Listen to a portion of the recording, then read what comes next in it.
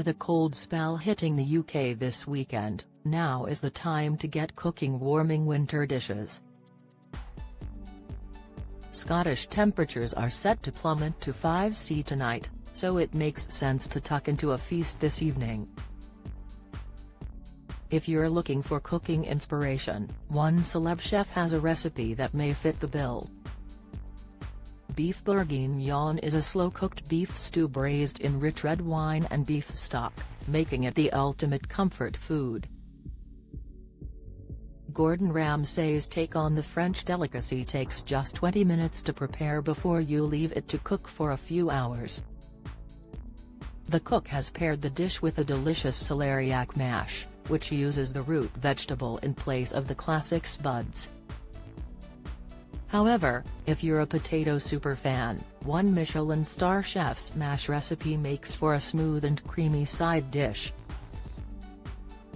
Or if you've ever wanted to take a go at making your own fakeaway, Jamie Oliver's sweet and sour chicken has been hailed as a real winner. Once the ingredients are prepped and placed in a deep dish, Ramsay's beef bourguignon takes 3 hours and 15 minutes to cook and will serve 4 people. Read below for the full ingredient list for the stew and mash as well as their cooking methods, as reported by The Express.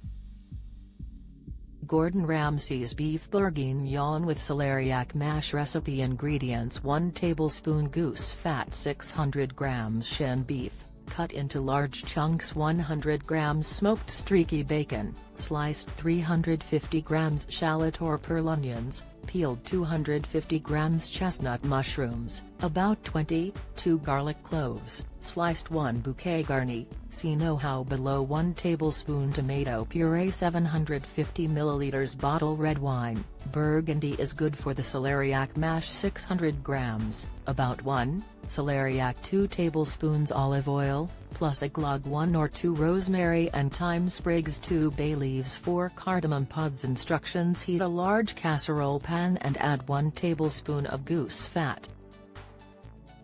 Season 600 grams of substantial shin beef chunks and sauté until they acquire a golden brown hue, approximately 3 to 5 minutes. Flip them over and repeat the process, ensuring uniform browning. Do this in 2 to 3 batches, relocating the meat to a colander positioned over a bowl once browned. In the same pan, lightly brown 100 grams of sliced smoked streaky bacon, 350 grams of peeled shallots or pearl onions, 250 grams of chestnut mushrooms, 2 sliced garlic cloves, and 1 bouquet garni. Add 1 tablespoon of tomato puree and cook for a few minutes, stirring the mixture. This enhances the bourguignon and establishes a flavorful base for the stew. Then, reintroduce the beef and any drained juices to the pan, thoroughly stirring.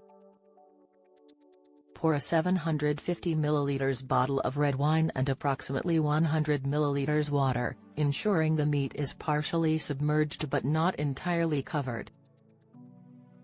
Bring it to a boil and use a spoon to scrape off the caramelized cooking juices from the pan's bottom, intensifying the stew's flavor. Preheat the oven to 150°C/fan 130°C/gas 2. Create a cartouche by tearing off a foil square slightly larger than the casserole. Place it in the pan to cover the stew's top, trimming away any excess foil. Cook for 3 hours.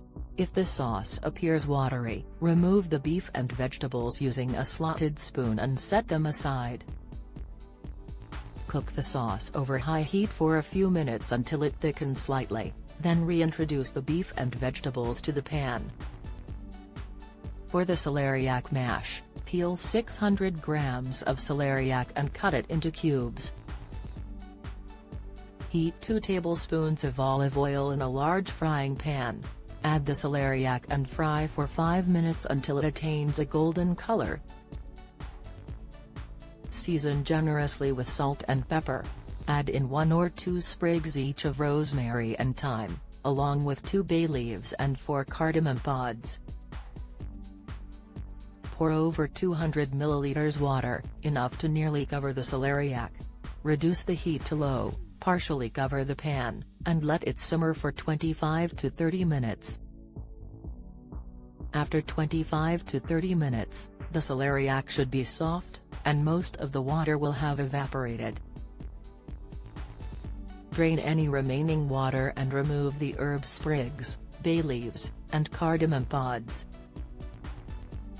Gently crush the celeriac with a potato masher, then finish with a generous pour of olive oil and seasoning to taste. Serve the beef bourguignon in bowls, topping each with a substantial spoonful of celeriac mash. Optionally, garnish with one of the bay leaves,